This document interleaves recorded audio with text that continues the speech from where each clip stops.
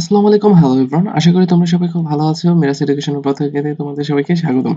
আরেকটা গুরুত্বপূর্ণ আপডেট নিয়ে চলে আসলাম। এসএসসি 2024 তোমাদের জন্য খুবই একটা গুরুত্বপূর্ণ আপডেট। তোমরা কিন্তু ইতিমধ্যে জেনে ফেলেছো যে তোমাদের কিন্তু 40 দিন, আগামী 40 দিনের মধ্যে কিন্তু তোমাদের যে পরীক্ষার ফলাফলটা দেওয়া হবে। ঠিক আছে? কিন্তু এই পরীক্ষার ফলটা কিভাবে তৈরি করবে সে সম্পর্কে কিন্তু আমরা এখন কিন্তু জানি না। আমাদের মধ্যে ধোঁয়াশা ছিল। তাই জাগো নিউজের মাধ্যমে আমরা একটা তথ্য পেয়েছি। চলো তোমাদের সাথে শেয়ার করি বিষয়টা।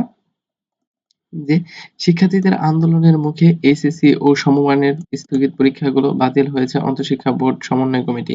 কিন্তু এই পরীক্ষাগুলো আর না হওয়ায় কিভাবে ফলাফল তৈরি ও প্রকাশ করা হবে তা নিয়ে জানতে উদ্গ্রীব পরীক্ষার্থী ও অভিভাবক।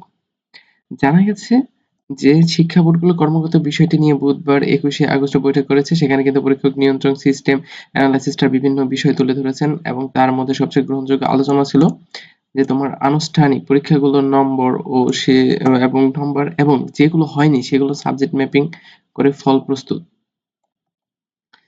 এবং সভায় অংশ নেওয়া কর্মকর্তারা জানান যে কিভাবে সাবজেক্ট ম্যাপিং হবে এবং সেই বিষয়ে তারা কি বিভিন্ন জন বিভিন্ন মতামত দিয়েছেন।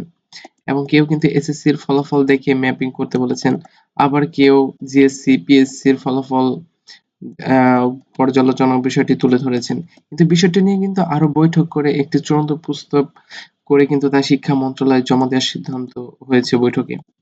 তোমরা কিন্তু আসলে বিষয়টা জানতে পারলে কিন্তু এখনো কিন্তু চূড়ান্তভাবে বলা হয়নি যে তোমাদের জেএসসি নেবে, সাবজেক্ট নেবে মানে জেএসসি নেবে নাকি তোমাদের পিএসসি নিবে না কোন বিষয়টির ফলাফল নিয়ে কিভাবে ফলাফল তৈরি করা হবে এটা নিয়ে কিন্তু সামনে আরো তারা বৈঠক করবে। তারপর হচ্ছে এটা চূড়ান্ত সিদ্ধান্ত হবে।